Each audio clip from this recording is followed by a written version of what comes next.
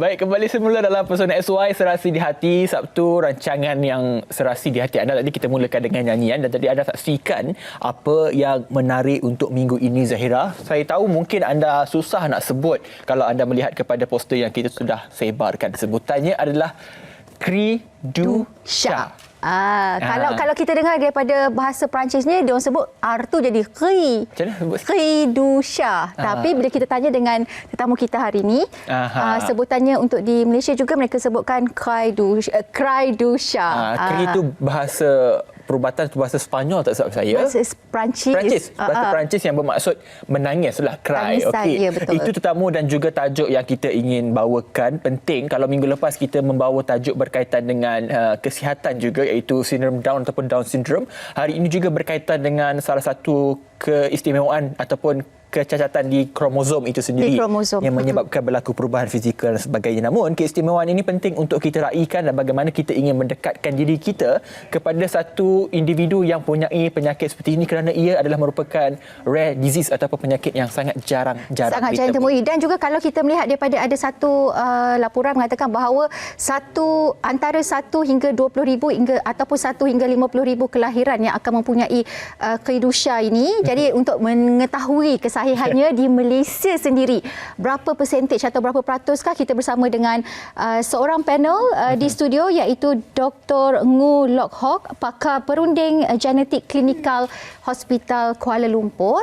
Apa khabar, Doktor? Khabar baik. Ya, dan kita ada lagi 2 orang di sini. Inilah dia mereka dan juga kakaknya.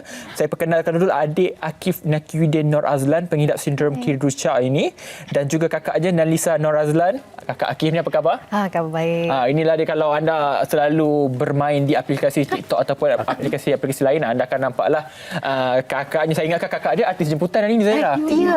Tadi saya ingatkan bila dia masuk kan, artis kita hari ini. Tapi artis dia lelaki lah, Hafiz. Betul. Baik, untuk kita terus kepada perbincangan tajuk yang sangat unik, ya, Doktor. Kita terus kepada Dr. Ngu untuk kita tahu keadaan penyakit Kridusha ini. Sebenarnya ramai yang tak tahu dan ramai yang tanya kita orang pun, sebab apa benda topik dan apa sebenarnya yang dimaksudkan dengan penyakit yang kita katakan ini, Doktor. Mungkin Doktor boleh ceritakan secara permulaannya apa itu Kridusha sebenarnya? Seperti pengacara sebut tadi, Kridusha ni sejenis penyakit genetik yang jarang jumpa lah.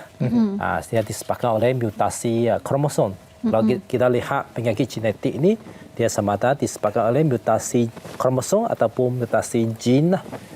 Kita boleh bayangkan kromosom itu ibarat macam sebuah bas. So dalam bas tu ada penumpang. So kromosom tu bas, penumpang tu gen. So yang untuk Kridusha ni dia disebabkan oleh mutasi pada kromosom.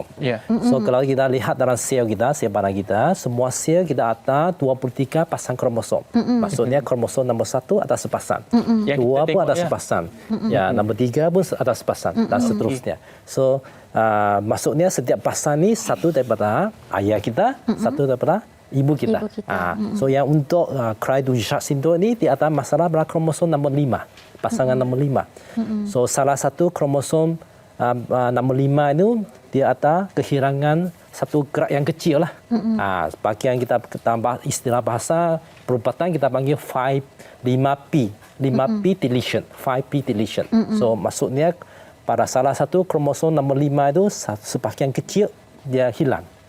Dan dalam proses pembiakan lah, disebabkan kehilangan maklumat genetik ni yang dibawa oleh bagian kromosom nombor 5 ni.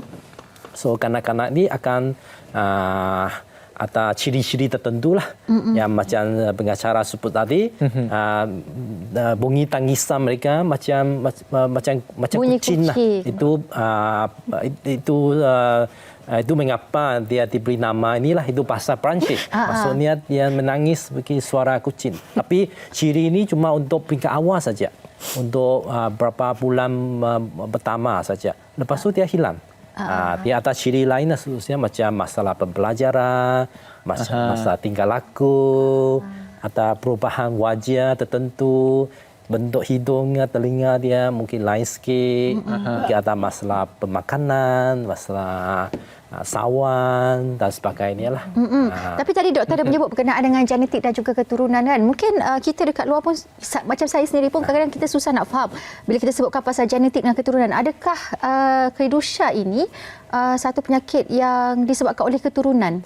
Ya, so kalau kita sebut pasal penyakit genetik ini, so perubahan ataupun mutasi pada gene ataupun kromosom itu sama ada dia diturunkan daripada ibu bapa atau tu generasi sebelum ini, itu situasi nombor satu, ataupun situasi nombor dua, senario nombor dua, di mana dia perubahan itu ialah berlaku pertama kali dalam pesakit itu.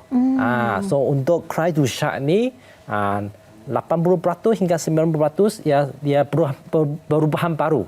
Maksudnya dia bermula pada pesakit itu saja. Dia bukan bersifat keturunan. Atau 10% dia mungkin disebabkan oleh faktor keturunan di mana ada kemungkinan salah seorang ibu ataupun ayah dia merupakan pembawa. Jadi saya tengok adik Akif ni kalau nampak wajah hanya di kamera dia akan aktif, dia akan tunjuk gaya dan sebagainya. Itu antara karakter atau bagaimana? Sebab ni pertama kali keluar dekat TV dan juga sebelum ni Nelly berkongsi di TikTok, betul? Adakah behavior ataupun tingkah lakunya sama macam sekarang? Sama saja, tak ada yang berbeza pun sebab dia boleh stay daripada pagi sampai malam duduk depan cermin tepuk tangan saja. Dia suka tengok muka dia.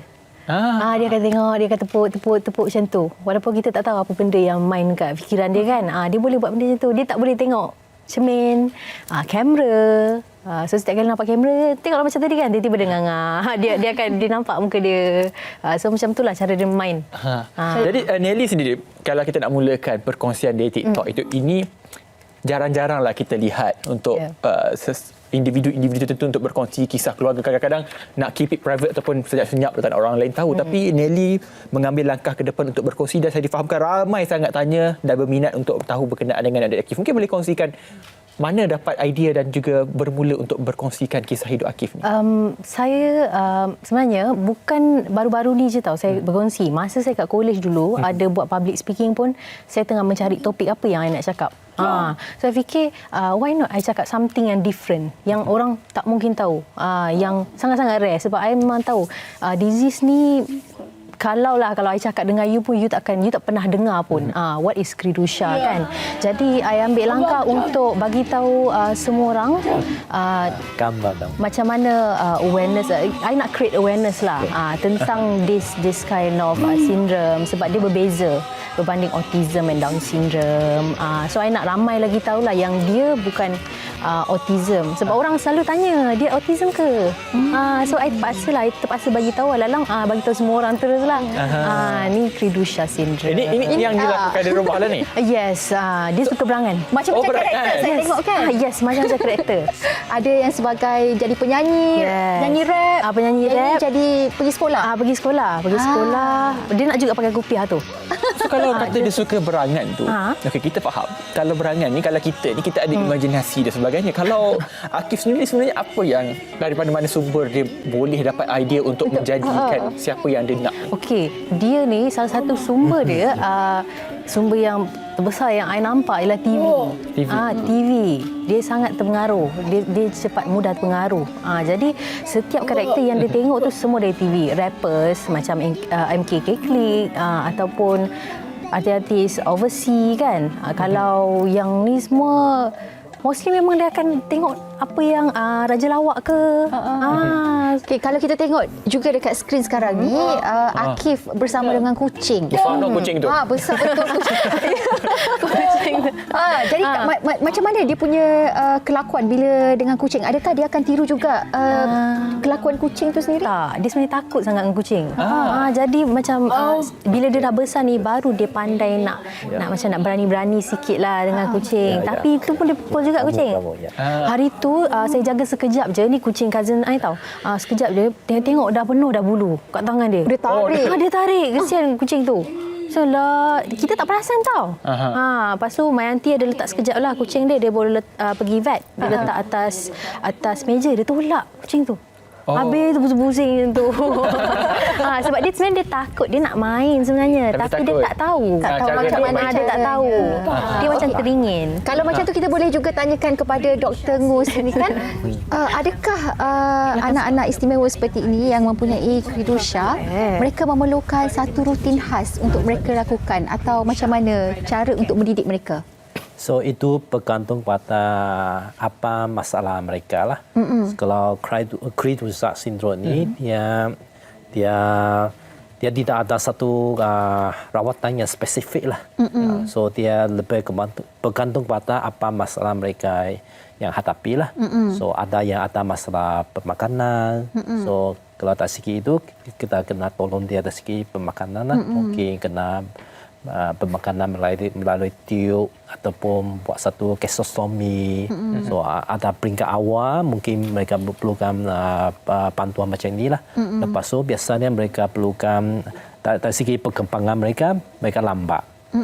Maksudnya lambat berjalan, lambat bertutur dan sebagainya. So biasanya mereka perlukan terapi macam cara kerja, fisioterapi, terapi pertuturan untuk tujuannya untuk meningkatkan potensi mereka supaya mereka ada peluang untuk mencapai potensi mereka. So seelok-eloknya kita dapat mereka mencapai satu tahap di mana mereka boleh berdikari ataupun boleh kalau bukan sepenuhnya sekurang-kurangnya berdikari secara separa lah. Boleh ini akan menyenangkan pihak keluarga lah dari segi penjagaan dan sebagainya. Maknanya keluarga itu sendiri juga boleh melakukan ataupun menetapkan rutin-rutin tertentu untuk mereka lakukan sendiri jugalah. Betul. Kenapa orang kata penyakit ini satu penyakit yang jarang? Doktor akan bentangkan kepada anda data-data yang tertentu berapa orangkah yang dijangkiti ataupun disahkan mengidap sindrom ini, dan juga difahamkan Nelly lah antara yang kuat membuli adiknya Akif. Yang itu kita akan tanyakan selepas ini. Jangan ke mana-mana. Duduk kat rumah, jangan lari, jangan alih TV anda. Kita rehat dulu seketika. Kembali selepas ini dalam Pesona SOI.